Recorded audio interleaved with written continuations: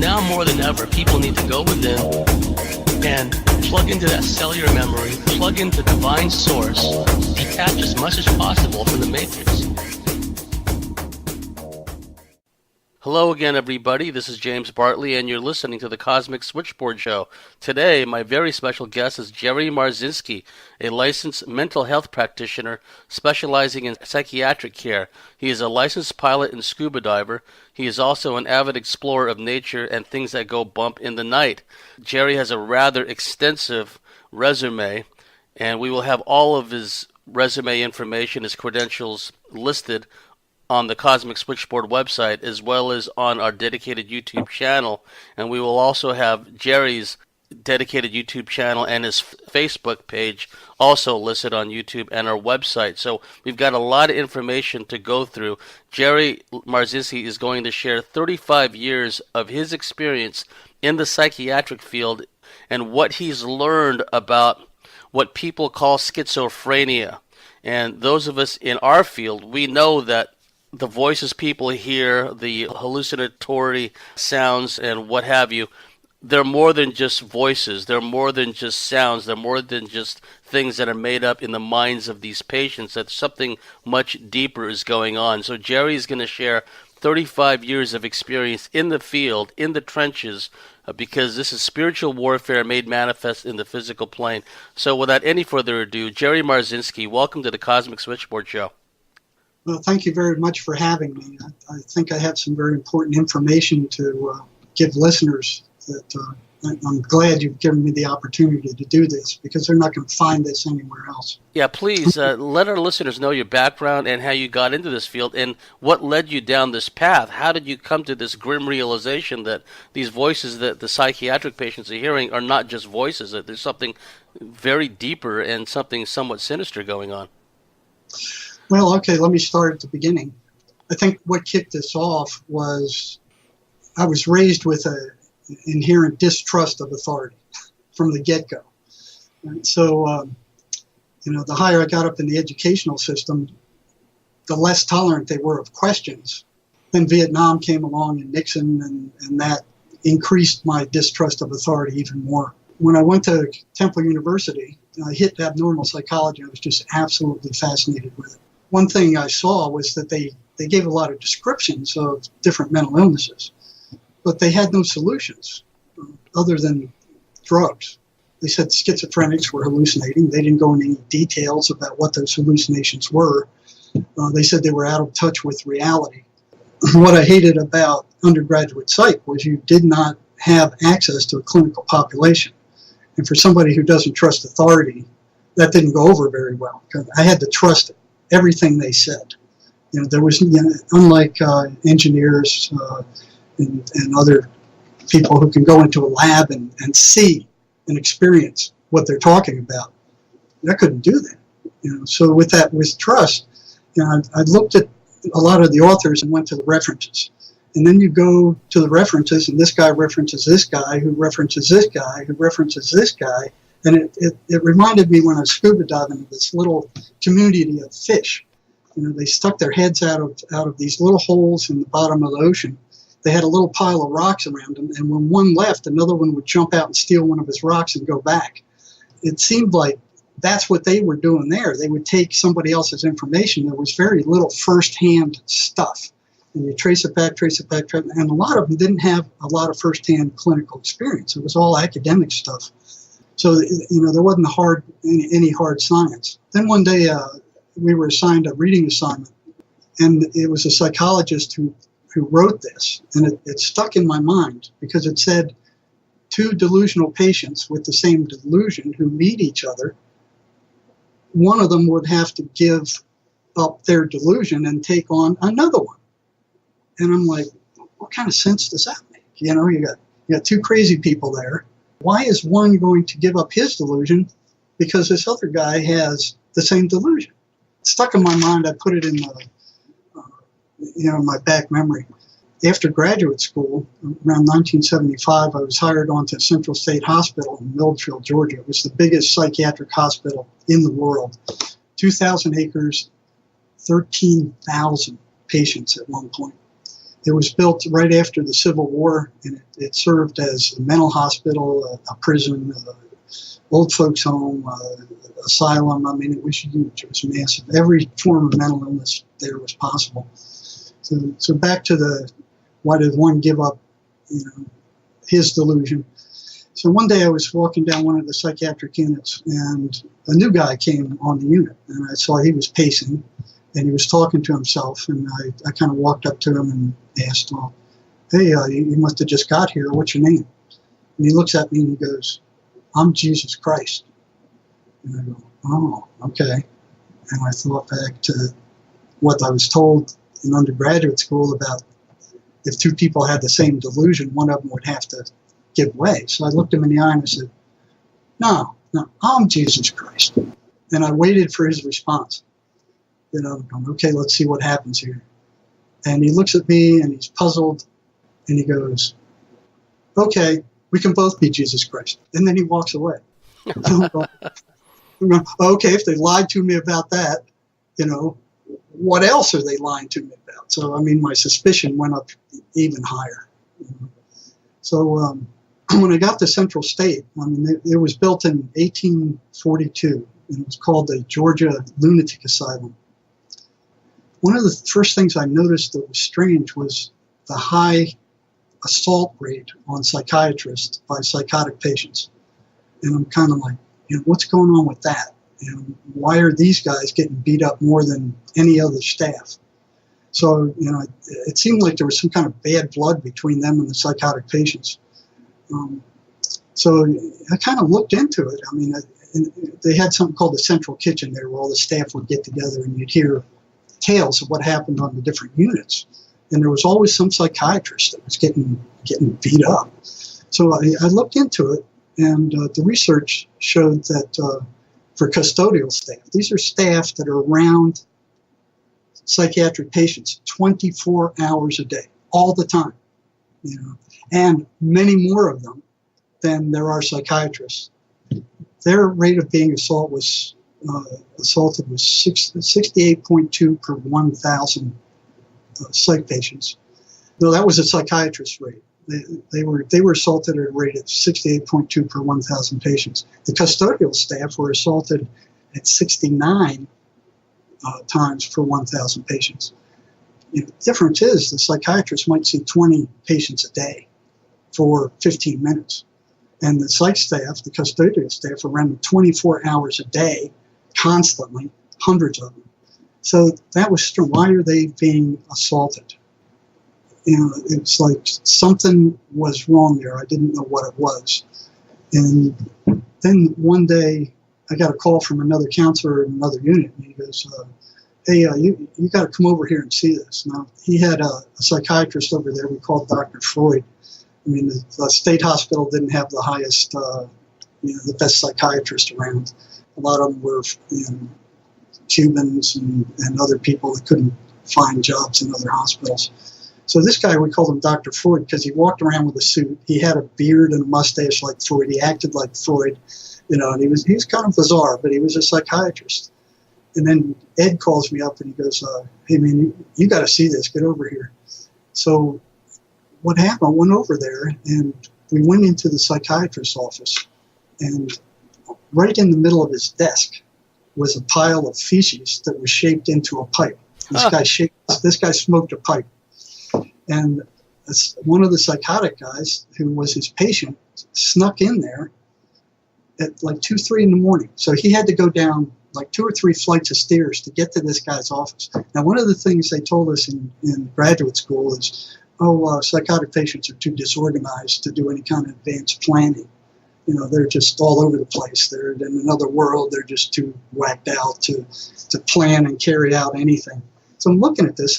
This patient had to go down 3 flights of stairs, past 3 attendance stations that were manned, somehow break into the psychiatrist's office. And then he got out the window and he escaped, leaving that pile of feces shaped into a pipe. Sorry, I can't help but laugh. Pretty creative, if you ask me.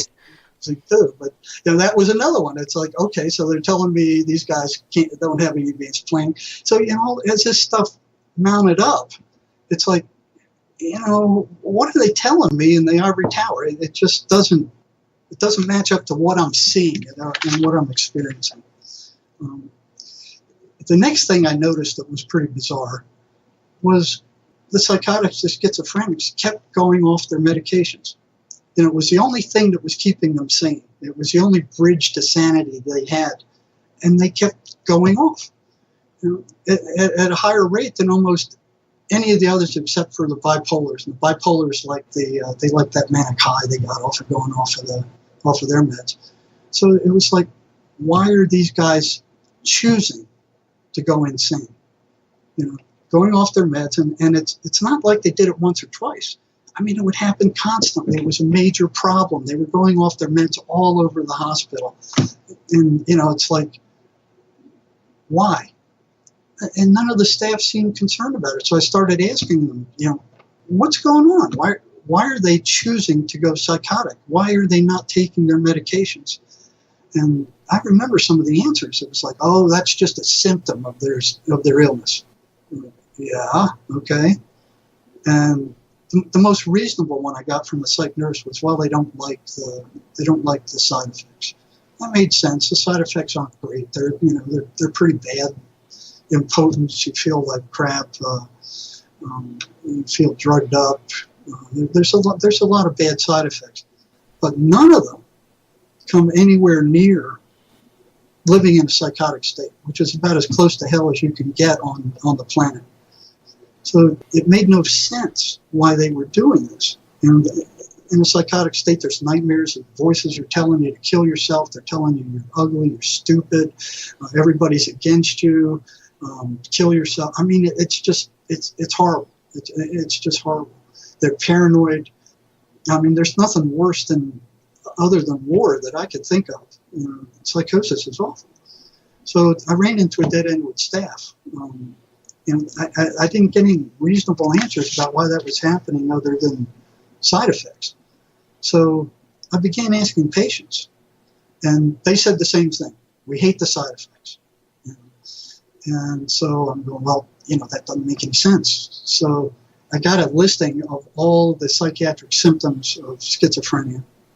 And then I sat down every single patient that went off their meds, and I said, okay, write down all the side effects you experienced.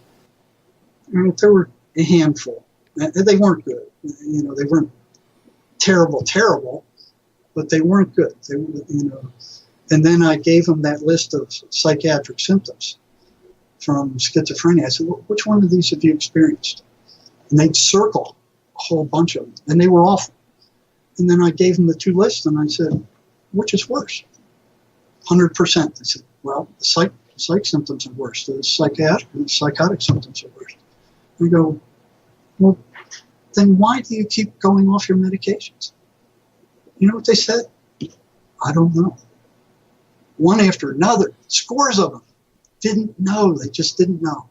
So I kept asking. I kept, over and over, I kept asking, and the asking went on for maybe a year, 2 years. I felt like a crazy guy asking the same question over and over again and expecting a different response, until one day I got a different response.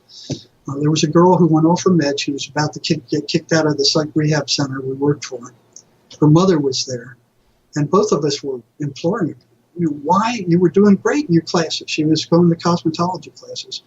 We were going, why did you go off your meds again? And she said, the voices told me to. And I'm like, what? They told me to. And so the voices told you to go off your meds. Yeah. Okay. So I logged that in, and then as other psychiatric patients came up, I would ask them when they went off their meds, did the voices have anything to do with you going off your meds? Some of them said straight up, yeah, they did. They told me I was being poisoned by the psychiatrist. And I'd heard that a million times, hey, they're poisoning me. The psychiatrists are poisoning me. These medicines are poison. And then I went, yeah, that ties into why they're getting beat up so much.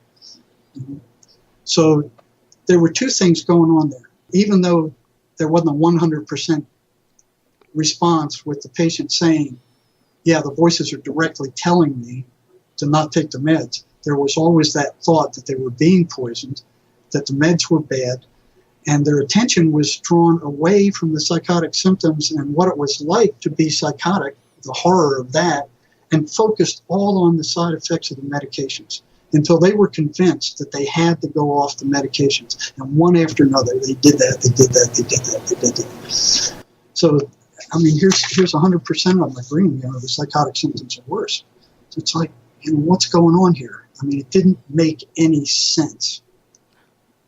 The memory was being erased of what the psychotic symptoms were like. So at that point, I figured, well, I need to know more about these voices. So I started asking questions. What are they? What are they telling you? What are they doing? And the first thing I ran into was massive resistance. They didn't want to talk about those voices. That took probably 2 years to figure out what was going on. The bottom line was there is no positive benefit to them talking about the voices. None. They get drugged up by psychiatrists. They get accused of being possessed. Their friends think they're weird. Their family thinks they're weird. The voices are telling them horrible things about themselves. There is no positive outcome to them talking about the voices, and they learned this the hard way.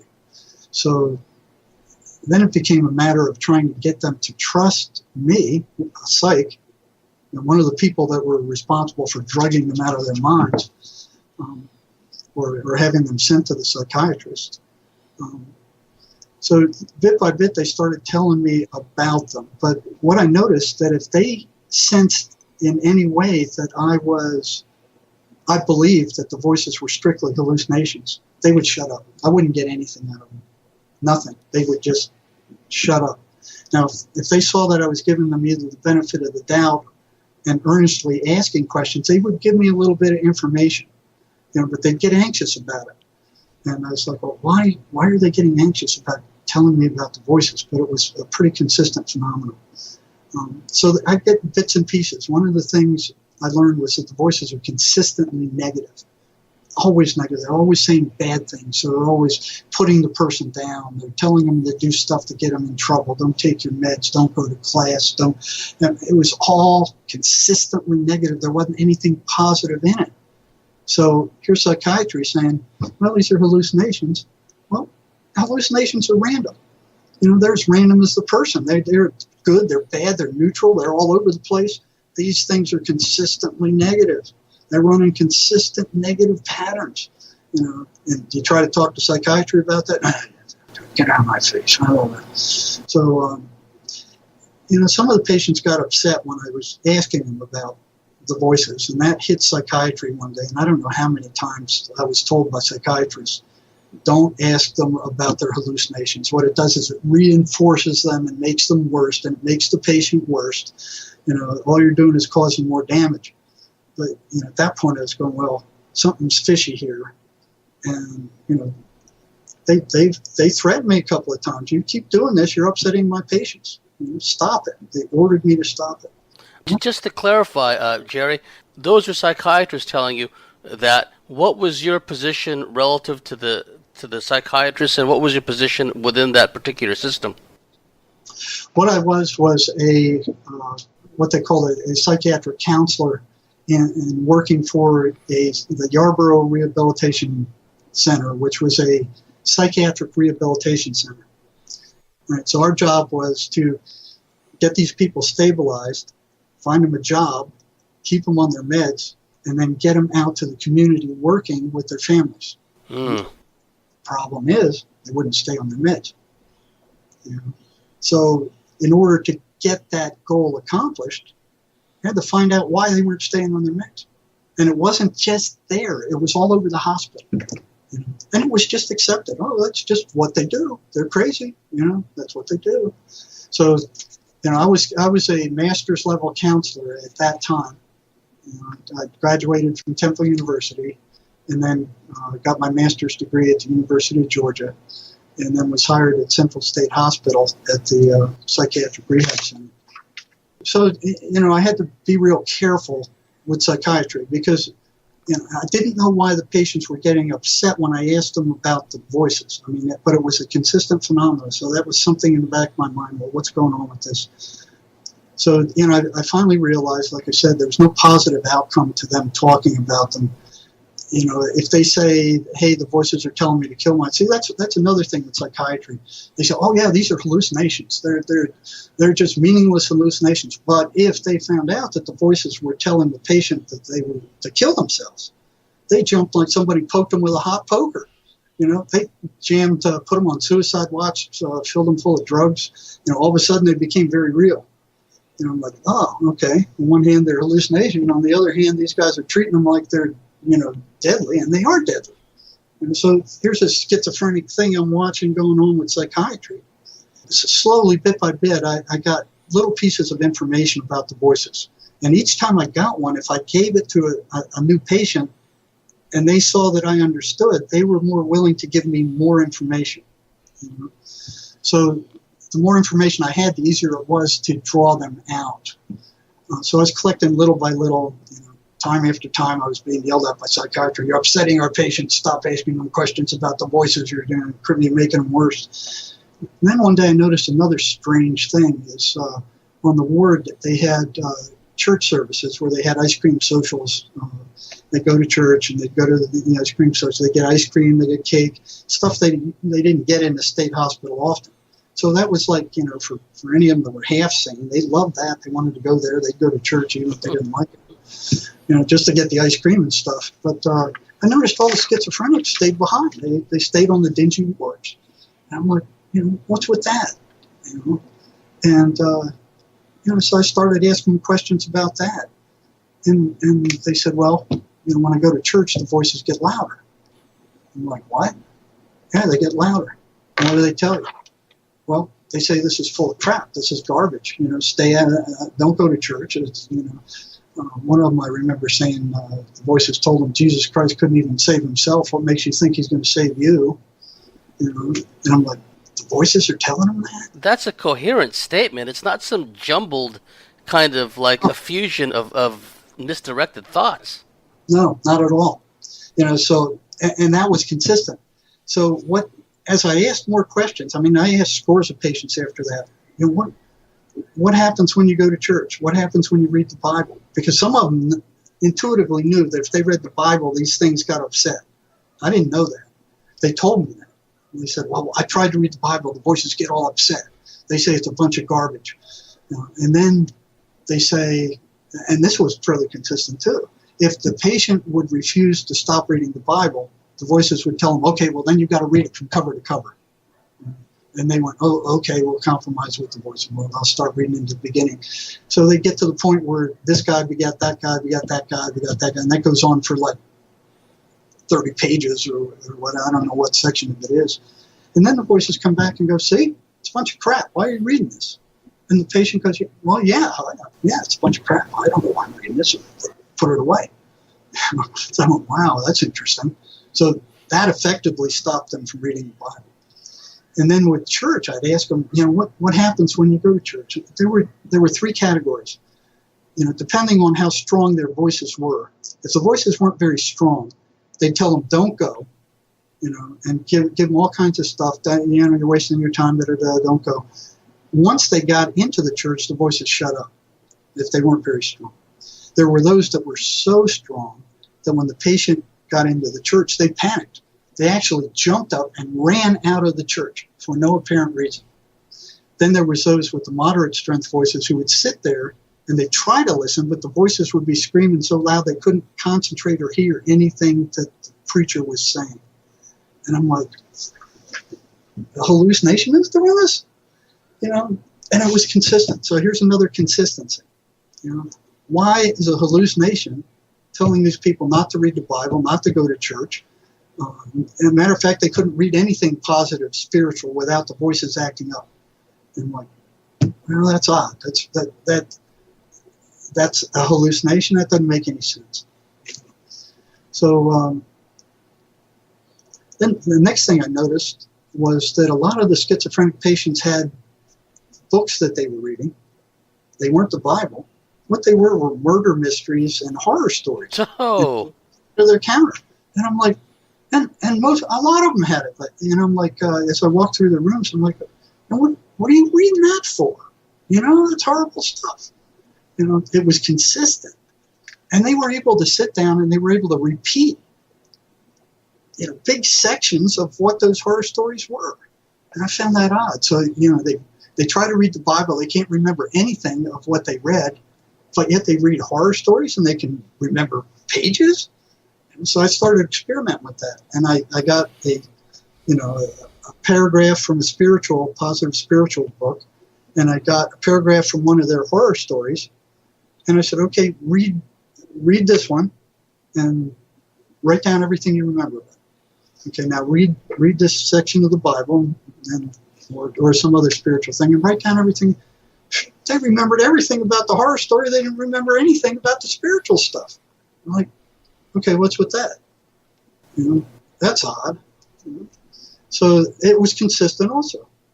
By the time I left Central State, I was I'd been warned several times not to be asking patients about their voices. And Central State was Proposition 13 hit, and they were closing down the hospital. It's the biggest psychiatric hospital in the world. They're closing it down. So I applied to a PhD program and got accepted into one of the best in the country, and left Central State for 2 years in a PhD program. And I was so disillusioned I couldn't tell you. One of the first things I saw was the head of the department got us all together and was teaching us how to lie with statistics. And I'm looking at what he was doing was describing the last 5% of a population as if it were a separate population that didn't belong to the entire normal curve. By then I'd had several statistics courses. I wasn't the best statistician in the world by a long shot. But I raised my hand and I said, hey, and this was the head of the department. I said, well, wait a minute. Let me make sure I understand what you're saying here. And I said, you're describing this 5% segment as if it's a separate population, not belonging to the entire population. And he goes, that's exactly right. And said, well, how can you do that?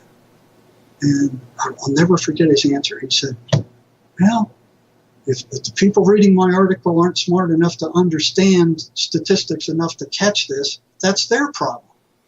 And I was like, my hands went boom, and I'm like staring at him in shock.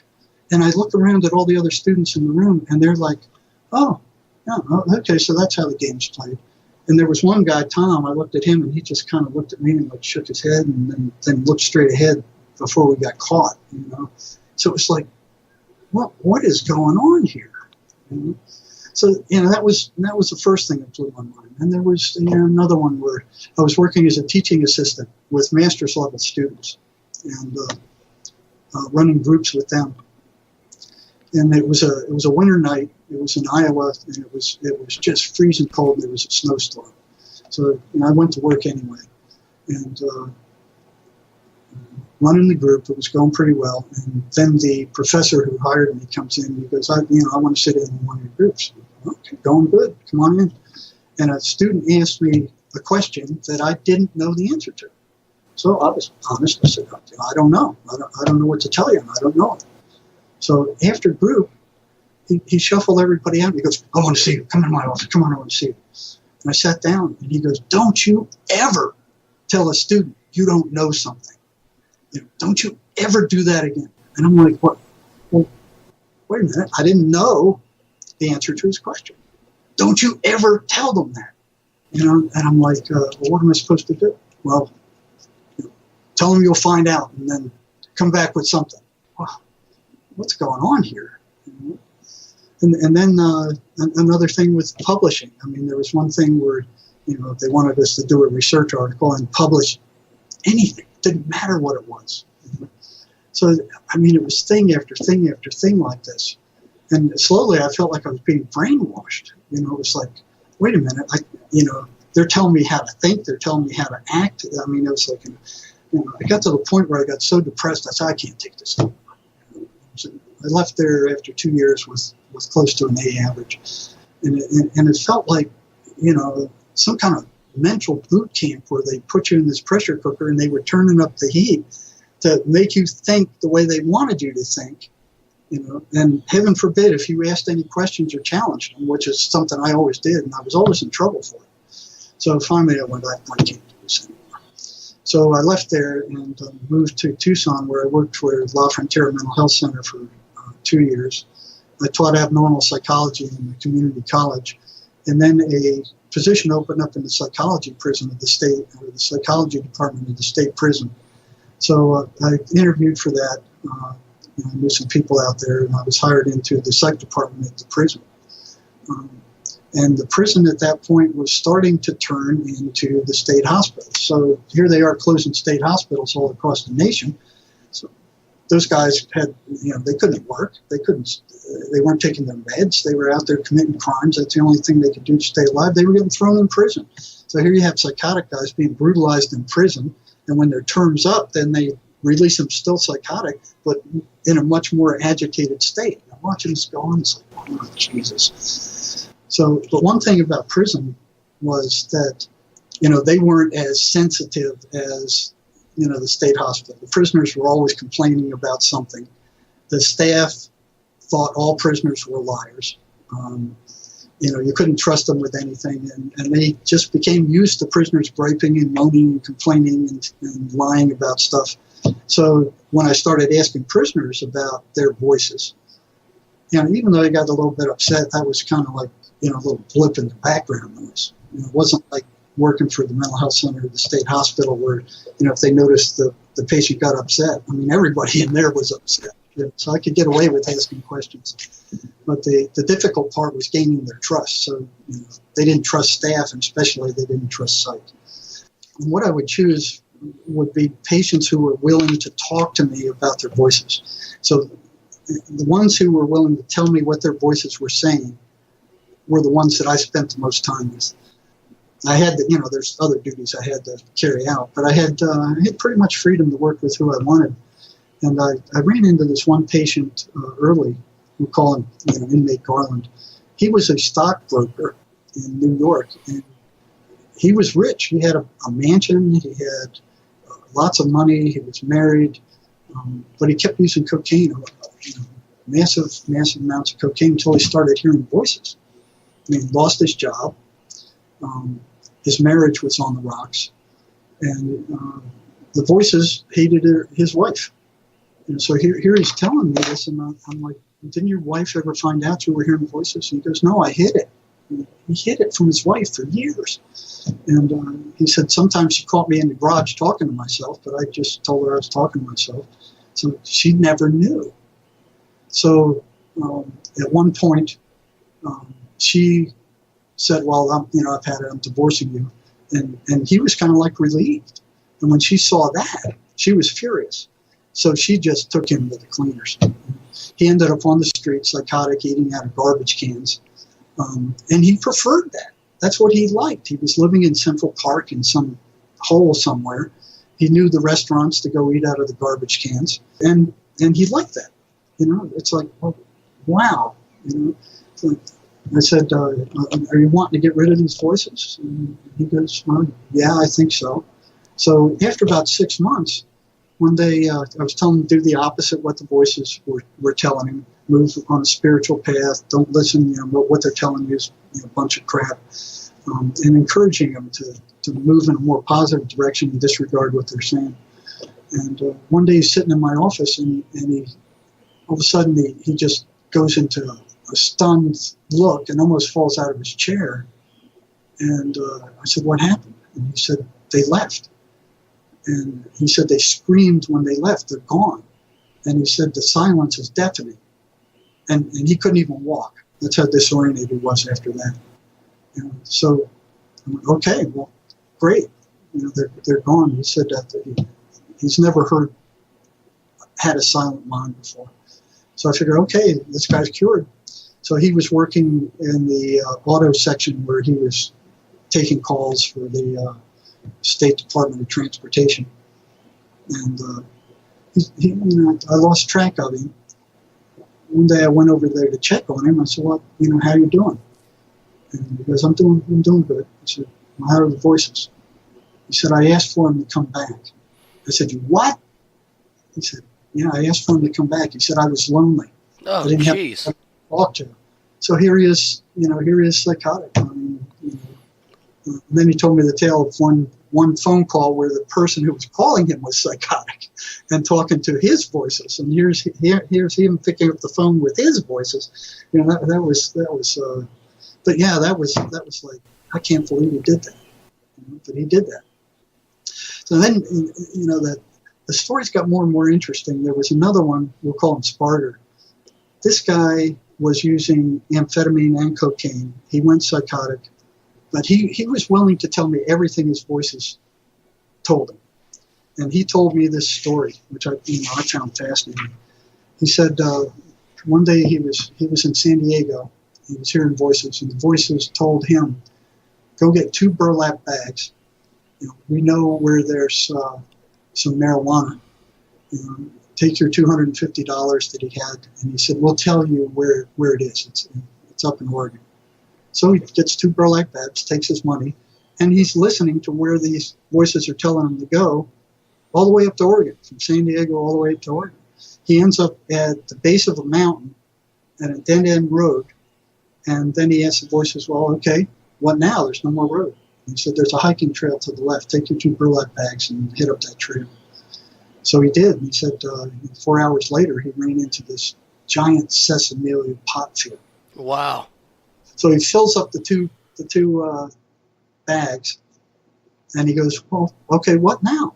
And they said, "Well, we know a place where you can sell them. There's a park down in near the Columbia River, I think it was." And they told him where to go sell it. So he's down there in the park. He's selling dope, making a fortune off of the stolen dope. And I said, "Well, what'd you do with all the money?" He said, "Well, I bought all the prostitutes I could handle. I bought all the liquor I could handle.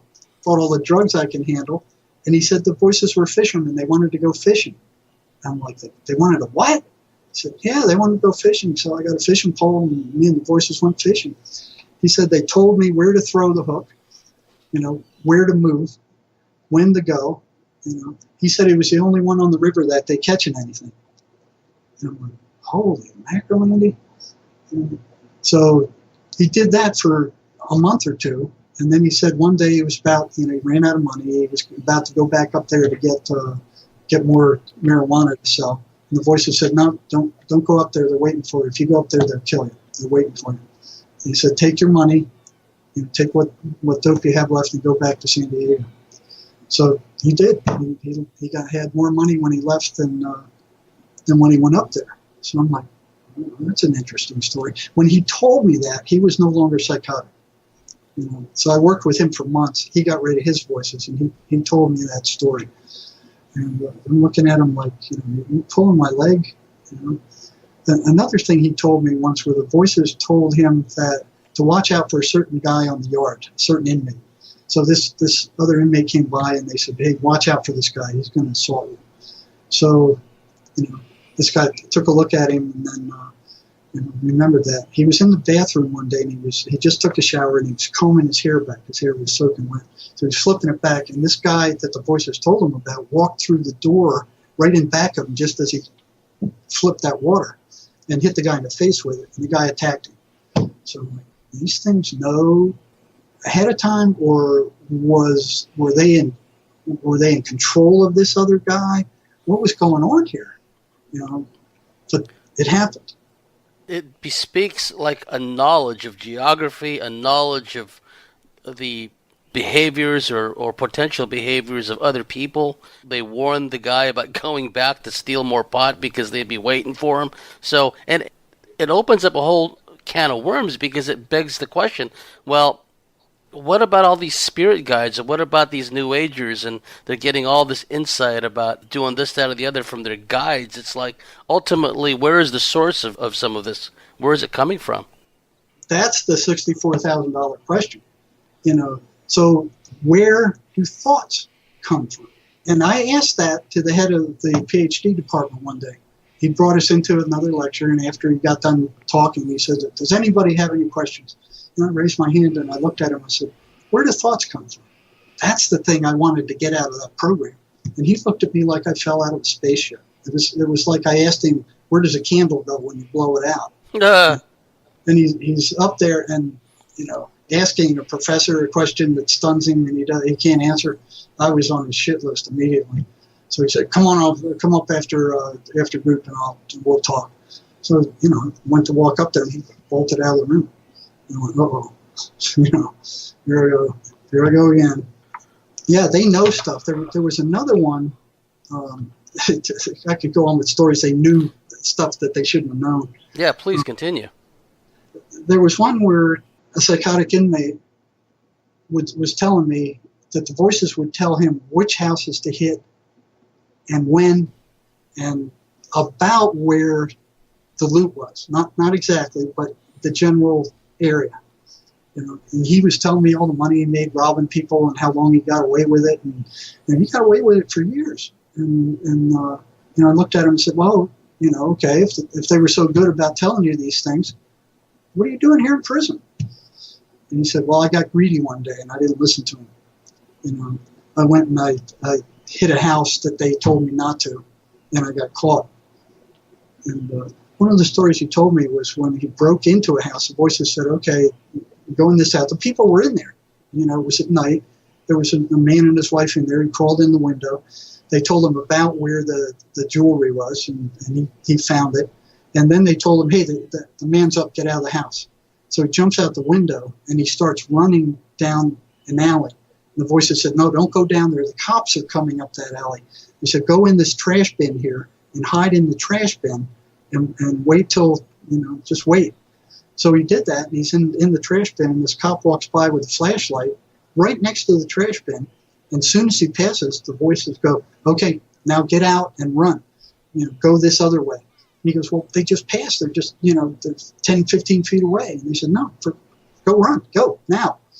So he does. He gets out, closes the lid quietly, and he runs, gets back to his apartment. But he left the loot in the garbage can.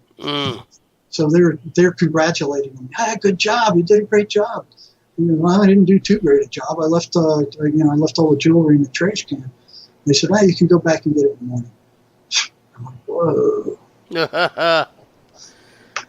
So, yeah, that was another one. Another one is them telling, especially with amphetamine addicts, they will tell the amphetamine addict where to be, when to be there, when they're out of drugs, and some stranger will walk up with more amphetamine. Yes, there's a hive consciousness at work where it seems that these spirits, these interdimensional entities, call them what you will, seem to be able to plug into the minds and the information field of all these other people who are similarly under their malign influence. And they seemingly have this ability to move people around almost on a cosmic chessboard, Jerry. Yeah, I think to some extent you're right. I'm seeing all this, and it's like, holy cow, how does this work? There was story after story of what these things were telling these inmates to do. And then one day I noticed another strange thing in the prison is after the voices attacked these people, they didn't have any energy. So after the voices came screaming and they left, these guys were drained. And for years, I thought that was due to the anxiety, because they don't say anything good. "You're no good. You're rotten. You're worthless. You kill yourself." Nothing good. It's, just they generate as much fear and anxiety as they possibly can. So I was thinking, well, maybe that's why these guys are drained, because of the anxiety. And I always got assigned to the toughest units out in prison. The high security. And then one day they assigned me to the jail for the prison, which is the jail for the worst of everybody in the prison was there. One day, this was interesting. One day I get two, they call them inmate kites, inmate letters. One came in the jail. They had two people in a cell there. One letter came in from a psychotic prisoner who was hearing voices. And he was going, I need help. I can't do this anymore. Another one came in from his roommate, who the gangsters were trying to kill because he snitched them off in a drug deal. They wanted him dead so bad that they'd already stabbed him once. He couldn't come out of his cell without guards being around him. They were shooting notes under his door saying, "As soon as you come out of there, we're going to kill you." Some of them went on purpose to get in trouble, to get thrown into jail so they could get a chance to kill him. Nobody could be under more stress than that. And on top of that, this psychotic inmate who was really psychotic would stand there at 3 or 4 in the morning and just stand there and look down at him while he was asleep. You know, so it was like you couldn't be under much more stress than this guy. You know. So I went over there to see them, and I watched the first guy that the gangsters were trying to kill walk up the staircase. He looked like Superman compared to the psychotic guy when he came out of his cell. He could barely make it up the staircase. You know, he didn't have any energy whatsoever. So, you know, I'm thinking, why is a psychotic guy barely able to move, and here's this guy they're trying to kill? I mean, he looks like Superman. So my anxiety theory was out. It was out. So that wasn't it anymore. So then the opposite of that I found, you know, and that was a consistent thing. When the voices attacked, these people were drained. And it's like, okay, where'd the energy go? Why are they drained? Now, the opposite of that was one day I met a devil worshiper in the prison, and he was spooky. This guy scared me. He said he could travel spiritually to cells in another prison 150 miles away, Florence, and he could see what certain inmates were doing in that cell. But he had a lot more energy than most psychotic patients, and he told me some of the awful stuff they did with the devil worshiper stuff. Oh, it was awful. I mean, this guy was spooky. But one thing I was curious about, he had a lot more energy than most of the other psychotic patients I worked with. So I up and asked him, I said, you know, where do you get your energy? I mean, you're not drained like the other schizophrenic patients I work with, and every time I've seen you, you've had plenty of energy. You don't ever seem to be real depressed. And he said, they give it to me. And I said, who gives it to you? They give it to me. So the dark entities gave it to me. And what do they give it to you for? Well, they give it to me to carry out certain tasks. That's interesting. So I'm like, okay, and log that one in. And one day I show up at CDU, the Central Detention Unit, the jail, and here I met one of the Kickstarter guards. I mean, he's one of the guys that he likes to rile up the inmates and you know, get in fights with them and stuff. He just said, there's some of them in there. That's what they live off. They were picking these guys, you know, getting these guys around them. So he just got back from Florence, one of the big maximum detention units there. And another fella was also there. Both these guys were there. I didn't see this myself, but I talked to both these guys separately, and they had the same story. There was a psychotic prisoner in the main prison in Florence, in the high security unit, that they wanted to move to another cell. And this guy was, you know, 190 pounds of pure muscle. I mean, he was a big, you know, and they ordered him. They said, you know, okay, you need to move to another cell. This guy goes, no, I'm not moving anywhere. No, you need to move to another cell. I'm not going anywhere. He said, okay, you know, we're going to go get the pepper spray. You know, now, come on, you know, move to the other cell. He goes, no, I'm not going anywhere. So they get these quart cans of pepper spray. I mean, that's nasty stuff. It's really nasty stuff. And they go up to the cell, like, okay, your last chance. He has a towel, he puts it around his head, and they just spray quarts of that stuff in his cell. They were suffering. Their eyes were watering, you know, from that. And the guy is standing there, and he's covered in the pepper spray, and his eyes are watering, and he's beet red, and he still refuses to come out. You know, and they say, okay, come on, now get out. We're going to move you. See, they could have cut off the guy's water and stopped feeding him. Eventually, he would have come out of it. But no, they have to do this confrontational stuff. So he refuses to come out after, you know, a couple of quarts of pepper spray. And they're like, wow, man. So they said, okay, you come out of there, we're going to go get the stun guns. So he goes, you know, screw you, man. You know, come in and get me. Nobody was going to do that at that point. So they come in with 2 stun guns, 50,000 volts each. And these are the things that they shoot the barb into you and the wire follows, and then they give you a 1,000 shot bullet. You know, most inmates, I mean, you hit them with that, and they're down. I mean, they're down. Even big ones, they're down. So this guy's standing there, and they warn him, come on out now, or we're gonna get you. Yeah, screw you, come in and get me, you bunch of pricks. I mean, they're cussing him. So they shoot him with 2 of those things. You know, 50,000 volts, and he's just standing there. He's just shuddering, one after the other. As one charges up, the other one's discharging. And then when that one charges, bam, bam, bam, bam. 11 times they hit him. And the guy's just standing there quivering. He didn't go down. Shoot. And the warden's out there. And by then, here's like 20 guards out there. And they're all watching this. And the warden goes, "Hey man, I'm going to get nailed for cruel and unusual punishment. I want you guys to stop this." So they stop. They pull out the electrodes. So they go, "Okay, you come on the hell out of there, or we're going to get the dog."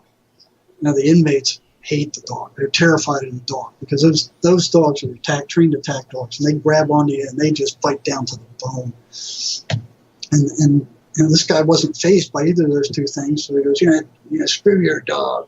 So they got the dog handler, the dog, and then they open the cell wide enough for the dog to go in. And the dog leaps on this guy who's sitting on his bed, and he throws up his arm in front of him like this, and the dog clamps onto his arm, bites down to the bone, and blood is gushing out of his arm.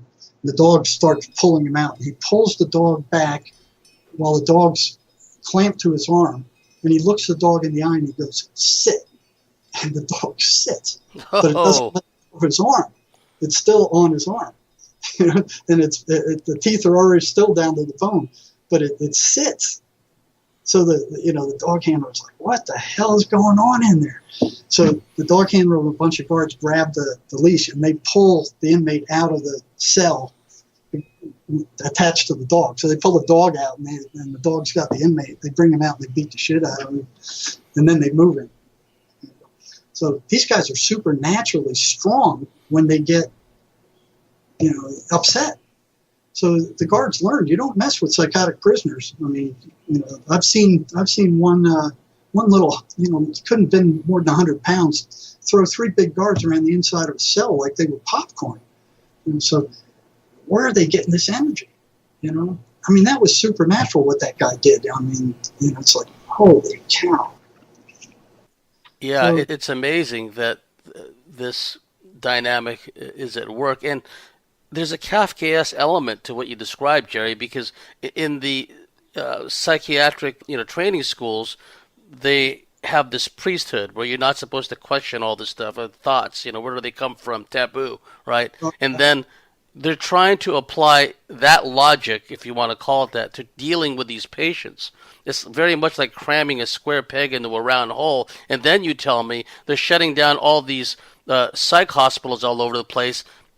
Inevitably, a lot of those psych patients wind up in the prison population, and they eventually get released into society. The prisons are a finishing school for criminal behavior. I mean, it's just like a Kafkaesque way of turning loose hordes of these untreated and, quite frankly, entity-infested people into society where they just run amok. Exactly. It's a graduate school for criminal psychotics. I've seen them release inmates from that prison who were psychotic and I knew would kill somebody within 6 months. I mean, I just knew it. But their time was up, right? They served their time, so they go. And what was so insane about it is that if an inmate escapes from the prison, all right, and it doesn't have to be a psychotic inmate, just any inmate, and somebody who's assaulted or murdered somebody or something, and that hits the news, it's on the news. I mean, everybody's scared. They lock their doors and oh yeah, there's an inmate creeping around here, the dangerous prisoner. He's loose in the town. He's loose and they can't find him. They're releasing hundreds of these people every day that are in shape. Then those guys, but they don't say anything about it. They're letting them loose, and they're turning them loose with I think it was $50 the first time, and the second time, if they go to the prison second time, they release them with nothing. No place to go, no money, just out on the streets. What are they going to do? They're going to resort to crime in order to survive. So the recidivism rate is 75% over 3 years in this state. What does that mean? Recidivism? That means that an inmate who is released from prison, within 3 years, 75% of them will commit another crime and be thrown back into prison again. So what kind of sanity is that? That's nuts. It's totally nuts. Well, we've reached the end of a fascinating first half with Jerry Marzinsky, and we're just getting started. Jerry, can you tell our listeners how they can get a hold of you, and if they wanted to share any of their stories with you? Well, I have I have a Facebook page. I have the YouTube channel. I've got email, but I'm hesitant to give that out. Yeah, I understand. So what we'll do is we'll put Jerry's Facebook information as well as his YouTube channel up on our dedicated website as well as our dedicated YouTube channel. We're just getting started, folks. You've been listening to the Cosmic Switchboard Show with our very special guest, Jerry Marzinsky. If you like what we do, if you believe in what we do, please go to thecosmicswitchboard.com, sign up, and become a member, and we'll see you at the top of the next hour.